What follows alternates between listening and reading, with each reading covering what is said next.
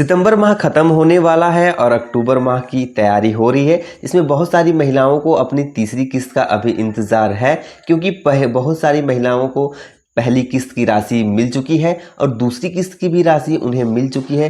लेकिन ऐसे भी बहुत सारी महिलाएं अभी भी बची हुई हैं जिन्हें उनको अपनी पहली किस्त भी नहीं मिली है, और बहुत सारी ऐसी महिलाएं अभी भी बची हुई हैं जिनको पहली किस्त तो मिल चुकी है पर दूसरी किस्त अभी भी उनको नहीं मिली है। तो वो पहली और दूसरी किस्त का अभी भी इंतज़ार कर रहे हैं। तो ये वीडियो आज उन्हीं महिलाओं के लिए स्पेशल मैंने बनाया है जिनको अभी तक पहला और दूसरा किस्त नहीं मिला है। खास करके पहला किस्त क्यों नहीं मिला है उसके बारे में डिटेल्स जानकारी आपको इस वीडियो में देने वाला हूं, और वीडियो के लास्ट में मैं ये भी बताऊंगा कि जिन भी महिलाओं को पहली किस्त मिली है और दूसरी किस्त का वो इंतज़ार कर रहे हैं तो क्या वजह है कि अभी तक उनको दूसरी किस्त भी नहीं मिली है। तो वीडियो बहुत ही इंफॉर्मेटिव होने वाली है, तो वीडियो के लास्ट तक बने रहें। तो जोहार दोस्तों, स्वागत है आपका ऑनलाइन समाधान में। और अगर इस चैनल में आप नए हैं तो सबसे पहले वीडियो को लाइक कर दें और चैनल को जरूर से जरूर सब्सक्राइब कर लें ताकि सरकारी योजनाओं से जुड़ी ऐसे ही इंफॉर्मेटिव जानकारी आपको सबसे पहले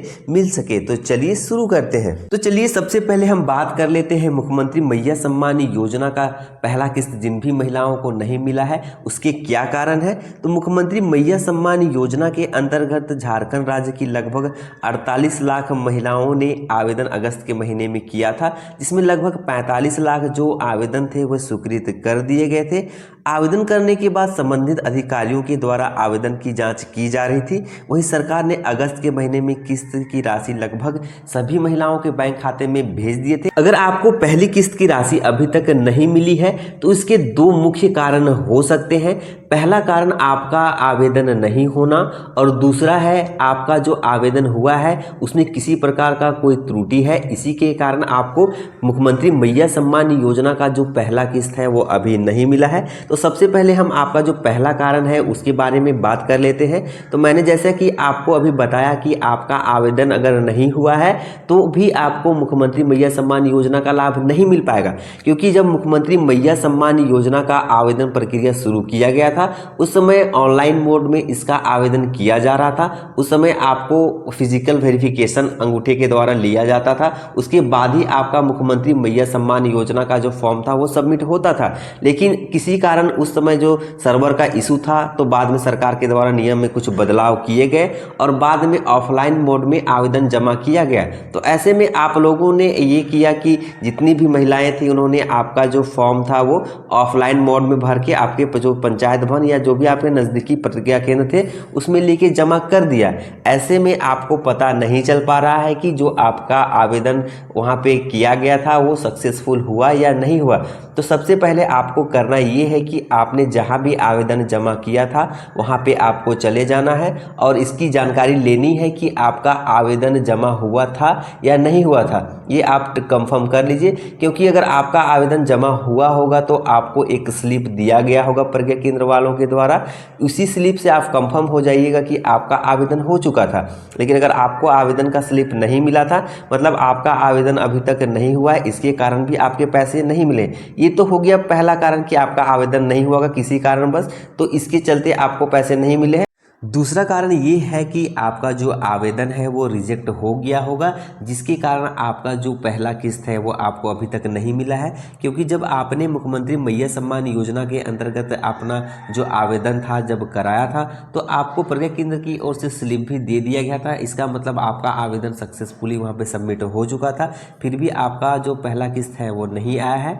तो इसके बारे में आपको पूरी जानकारी आपको आपके मुखिया के पास मिलेगा, क्योंकि मुखिया के पास जो अभी एक लिस्ट आया है रिजेक्शन लिस्ट ब्लॉक की तरफ से, जिसमें जिन भी महिलाओं को पहला किस्त नहीं मिला है उसका एक रिजेक्शन लिस्ट आया है। जैसा कि आप स्क्रीन में देख पा रहे हैं ये मेरे ब्लॉक का रिजेक्शन लिस्ट है, जिसमें यहाँ पे पूरा डिटेल यहाँ पे एप्लीकेंट के बारे में बताया गया है कि क्या कारण है जिसके कारण उनको पहली किस्त अभी तक नहीं मिला है, और उसमें अगर आप सुधार करा लेते हैं ब्लॉक में जाके तो आपका पूरा पैसा मिल जाएगा। जैसे कि यहाँ पे एप्लीकेंट का पूरा डिटेल नाम यहाँ पे दिया होता है, अकाउंट नंबर यहाँ पे दिया होता है, साथ ही साथ यहाँ पे IFSC कोड जो भी आपने दिया था आवेदन करने के समय वो दिया होता है।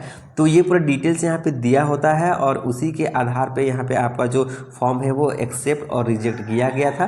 तो बहुत सारी ऐसी महिलाओं के फॉर्म भरने के टाइम कुछ गलती हो गया था। ये गलती हम लोगों के द्वारा भी हुआ होगा, प्रज्ञा केंद्र संचालकों के द्वारा, क्योंकि टाइपिंग मिस्टेक किसी आवेदन में हो जाता है। अब बहुत सारे ऐसे आवेदन थे जिसमें पहले से ही गलत लिखा गया था और वही टाइप हो गया था आवेदन करने के समय, जिसके कारण उनका फॉर्म रिजेक्ट हो गया है। तो अब चलिए, कारण जो भी है उनमें अब सुधार करने की बारी है, तभी आपके पैसे आपको मिलेंगे।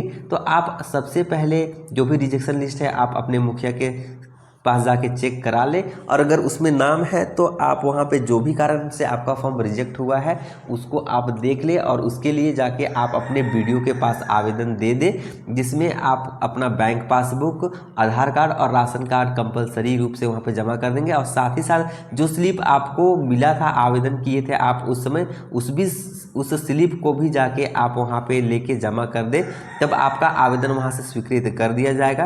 क्योंकि बहुत सारे ब्लॉक्स में कैंप लगा के इसका सुधार किया गया था, और अगर आप उस कैंप में जमा किए होंगे फॉर्म तो आपका डेफिनेटली यहाँ पे फॉर्म एक्सेप्ट कर लिया जाएगा, और आपको जो पहली, दूसरी और तीसरी किस्त की राशि एक साथ जोड़ के मिल जाएगी। सरकारी योजनाओं की जो भी प्रक्रिया होती है उसमें थोड़ी सी देरी हो सकती है, इसलिए आपको बिल्कुल घबराने की ज़रूरत नहीं है। आपको जो भी यहाँ पे सुधार करने की जो प्रक्रिया यहाँ पे बताई गई है उस प्रक्रिया को आप फॉलो कर ले। जाके अपना ब्लॉक में आपका जो आधार कार्ड, बैंक पासबुक और आपका जो स्लिप है और जो राशन कार्ड है उसका जेरॉक्स वहाँ पे जमा कर दीजिए, आपका आवेदन ज़रूर से ज़रूर पास हो जाएगा। और अब हम बात कर लेते हैं उन महिलाओं के बारे में जिनको पहली किस्त तो मिल चुकी है लेकिन वो दूसरी किस्त का इंतजार कर रहे हैं, क्योंकि मुख्यमंत्री हेमंत सोरेन ने पहले ही बता दिया है कि मुख्यमंत्री मैया सम्मान योजना का जो किस्त है वो हर महीने 15 तारीख को सभी महिलाओं को बैंक खाते में भेज दिए जाएंगे। लेकिन बहुत सारी महिलाओं को अभी तक जो सितंबर महीना ख़त्म होने वाला है फिर भी दूसरी किस्त की राशि नहीं मिली है, और कुछ महिलाओं को मिल चुकी है। तो इसका बहुत सारा टेक्निकल इशू अभी आ रहा है सरकार के पास, जिसके कारण दूसरी किस्त का जो हस्तांतरण है वो अभी सभी महिलाओं के बैंक खाते में नहीं किया गया है। तो मुख्यमंत्री ने इसको लेकर एक ट्वीट भी जारी किया है, जिसमें उन्होंने कहा है कि मुझे पता चला है कि कुछ माता बहनों के बैंक खाता में राशि नहीं गई है। इसकी वजह है बैंक खाता का अपडेट नहीं होना। सभी उपायुक्त ध्यान दें, ऐसे सभी बैंक या पोस्ट ऑफिस में खातों का चिन्हित कर पुनः वहाँ पे जो उनकी प्रक्रिया है उनको शुरू कराया जाए। तो मुख्यमंत्री अपने तरफ से पूरा ध्यान दे रहे हैं इस योजना के अंतर्गत कि आपको किसी तरीके से समस्या ना आए, लेकिन योजना बहुत बड़े लेवल पे चलाया जा रहा है इसलिए कुछ परेशानी आ रही है। लेकिन जितनी भी महिलाओं का जो पहला किस्त आ चुका है वो कंफर्म रही है कि दूसरा किस्त भी उनके खाते में आ जाएगा।